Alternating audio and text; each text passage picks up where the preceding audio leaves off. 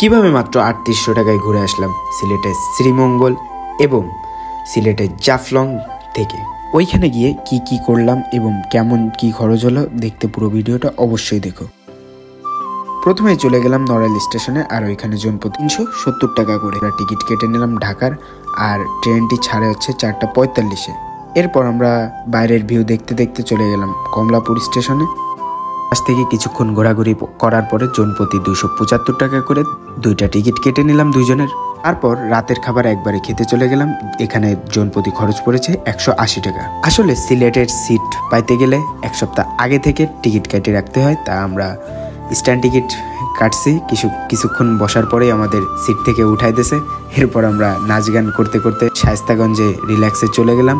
ওইখানে যে ৩ বড় ভাইয়ের সাথে পরিচয়, কবির ভাই, আশিক ভাই অ্যান্ড হৃদয় ভাই, ৩জনই ছিল অমায়িক।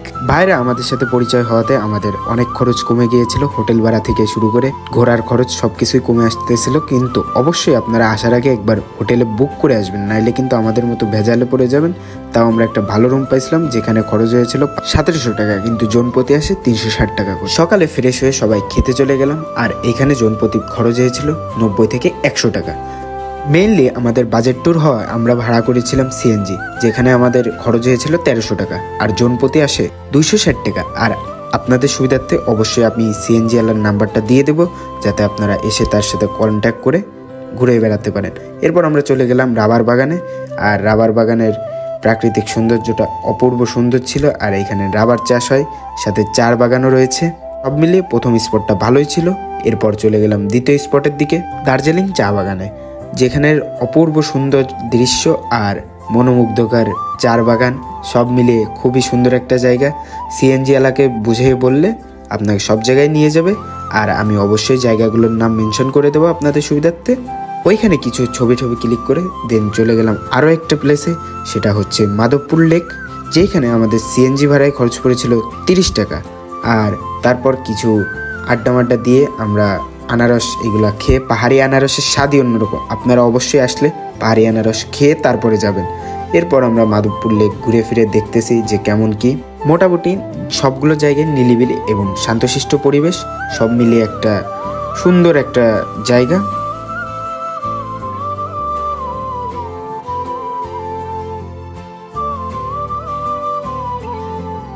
আমরা একটু উঁচু পাহাড়ের উপর উঠে দেখলাম যে কেমন কি, উপরে আরো সুন্দর। আপনারা অবশ্যই আসলে এই উপরে জায়গাগুলো মিস দিবেন না। উপর থেকে অনেক দূর পর্যন্ত দেখা যায় এবং উপরের দৃশ্যটা আরো বেশি সুন্দর। আমাদের যাত্রাপথেই বাঁধবে একটি নতুন চা বাগান। চা বাগানের নামই নতুন চা বাগান। এখানেও রাবার চাষ করা হয় এবং চা বাগান তো অবশ্যই রয়েছে। শ্রীমঙ্গল মানেই চায়ের দেশ। আমরা একটু রাবার গাছ নিয়ে গবেষণা করতেছিলাম যে কেমন কি, রাবার টেনে টুনে এদিক সেদিক করে আমরা খুব বিনোদন নিচ্ছিলাম। আর ট্যুরে যত বেশি লোক হবে তত কম খরচ, এবং যত বেশি লোক হবে তত বেশি মজা হবে, এটা আপনাদের মাথায় অবশ্যই রাখতে হবে। এরপর আমরা চলে গেলাম লাউয়াছড়া জাতীয় উদ্যানে, যেখানে আমাদের ঢুকতে জনপ্রতি খরচ হয়েছে ১১৫ টাকা করে। আর এই লাউয়াছড়ার মধ্যে অনেক হিস্টোরিক্যাল কাহিনী অ্যান্ড এখানে অনেক প্রজাতির গাছপালা রয়েছে, এবং এখানে হলিউডের মুভি অ্যান্ড হুমায়ুন আহমেদের নাটক সহ আরও অনেক কিছু, অনেক মুভি ফিল্ম এগুলো শ্যুট হয়েছে। আসলে এইসব জায়গা ঘুরে না দেখলে টের পাওয়া যাবে না যে কতটা সুন্দর। ভিতরে আরও অনেক সুন্দর জায়গা রয়েছে। আর বানরে ভাইরে ভাই কলা কিনতেছে আর নিতেছে, মানে এরা ব্যবসায়ীদের কাছ থেকে নিচ্ছে না, যারা কিনতেছে তাদের কাছ থেকে সুন্দর করে নিয়ে চলে যাচ্ছে, সে একটা মজা। আমরা ঘুরে ফিরে দেখতেছিলাম, নতুন গাছ দেখলাম। এখানে সুন্দরী গাছও আমরা দেখা পেলাম, আমাদের খুলনার ম্যানগ্রোভ বনের সুন্দরী গাছ। এরপর আমরা চলে গেলাম খাসিয়াপল্লির দিকে। এর মধ্যে খাসিয়াপল্লিও আছে। ভাই এখানে ঘুরে শেষ করতে গেলে সারা দিন লাগবে। তা আমরা বিকেল টাইমে আসছিলাম, ২-২.৫ ঘন্টা তো আমাদের এখানে লাগছে ঘুরে দেখতে। যাক, তারপর খাসিয়াপল্লি কেমন কি তাদের কালচার এখানে আসলে মোটামুটি বোঝা যায় যে মূলত তারা পান চাষ করে। তারপরে আরও তাদের সাথে কমিউনিকেশনটা তেমন একটা হয়নি, তাও ভালোই লাগলো জায়গাটা ঘুরে। এরপর আমরা চলে গেলাম কেনাকাটা করার জন্য একটা মার্কেটে। এখানের নামটা সঠিক জানি না, কিন্তু সিএনজি এলাকায় বললে আপনাকে অবশ্যই এখানে নিয়ে যাবে অ্যান্ড এখান থেকে অনেক কিছু কেনাকাটা করতে পারেন। তারপর রাতের খাওয়া একবারে, রাত দুপুর ২ বেলার খাওয়া একবারে খাইতে চলে আসলাম, যেখানে আমাদের জনপ্রতি খরচ হয়েছিল ২০০ টাকা রাত্রে। আর এই হোটেল লন্ডনের চাটা খুবই ফেমাস অ্যান্ড এখানে বেশিরভাগ মানুষই দেখলাম সন্ধ্যের পরে চা খাইতে আসে, তাই আমরাও চা ট্রাই করে দেখলাম। আর কালকে আমরা সিলেট যাব, তার জন্য একটা টিকিট কাটলাম, যেটাই আমাদের জনপ্রতি খরচ হয়েছে 110 টাকা। ভাইদের কিছু কাজ বাঁধার কারণে ভাইরা চলে যাচ্ছে ঢাকার দিকে ব্যাক, আর আমরা যাব জাফলংয়ে। তা সকালের খাবার খেতে চলে গেলাম আবার সেই হোটেল লন্ডনে, যেখানে সকালে খরচ হয়েছিল 100 টাকা করে জনপ্রতি। এরপর আমরা হোটেল ছাড়লাম 10টার দিকে। কিছুক্ষণ হাঁটার পরে আমরা আবার স্টেশনে চলে গেলাম, আর এখানে আমাদের ট্রেন ছিল 10:35-এ, কিন্তু সেই ট্রেন আস্তে আস্তে 11:30+ বাজায় ফেলাইছে। অবশেষে ট্রেনটা আসলো। বাইরের লাওয়া ছাড়া বন দেখতে দেখতে আমরা এগিয়ে গেলাম আমাদের গন্তব্য সিলেটের দিকে। সিলেট স্টেশনে নামলাম হচ্ছে 2টা, প্রায় 2টায় নেমে এখন আমরা কোনো ব্রেক না নিয়ে একটা বাইক ভাড়া করলাম। আর বাইক ভাইয়ের অবশ্যই নাম্বারটা এখানে দিয়ে দিচ্ছি, যাতে আপনারা অবশ্যই আসলে তার সাথে কন্ট্যাক্ট করে যাইতে পারেন। আর আমাদের এইখানে জনপ্রতি খরচ হয়েছিল 850 টাকা। আর আপনি চাইলে ভাইরে আমার কথা বললে, প্রতীক নাম বললে অবশ্যই কিছু একটা ডিসকাউন্ট করে দিবে। অবশ্যই আপনারা একটা ভালো প্যাকেজ পাইবেন তার কাছ থেকে। এরপর আমরা তামাবিল বন্দর দেখতে দেখতে এগিয়ে গেলাম মেঘালয়ের দিকে, মানে জাফলং। ভাই মেঘালয় আমার ড্রিম একটা প্লেস। মেঘালয় এখান থেকে খুব ক্লিয়ারলি দেখা যায়।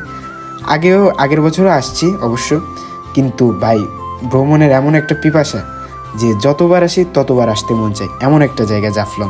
জাফলং থেকে আরও মেঘালয়টা দেখা যায়, কিন্তু মেঘালয় যাওয়ার ইচ্ছাটা থেকেই যাচ্ছে। যতই বাংলাদেশ ঘুরি, কিন্তু মেঘালয় একটা ড্রিম আর কি, মানুষের একটা ড্রিম প্লেস থাকে, সেরকমই মেঘালয় আমার ভাল লাগে। অনেক ভিডিও দেখছি, আসলে সুন্দর একটা জায়গা। আর এই ব্রিজটাও আমার খুব ভাল লাগে। এখন জানি না কি হবে, দেখা যাক।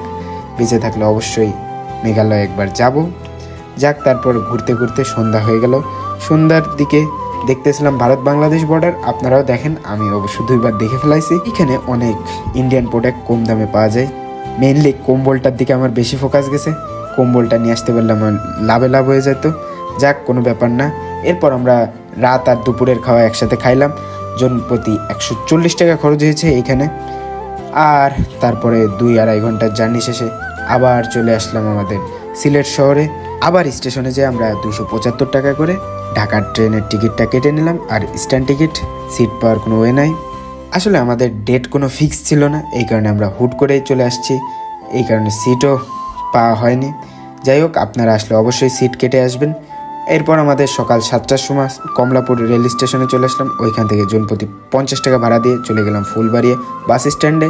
ওইখানের ডিরেক্ট যশোরের বাস নিয়ে আমরা চলে গেলাম আমাদের বাড়ি, যেখানে খরচ হয়েছিল 450 টাকা। তো আজকের মতো বিদায় নিচ্ছি, তো আর একটা ভিডিওতে দেখা হবে।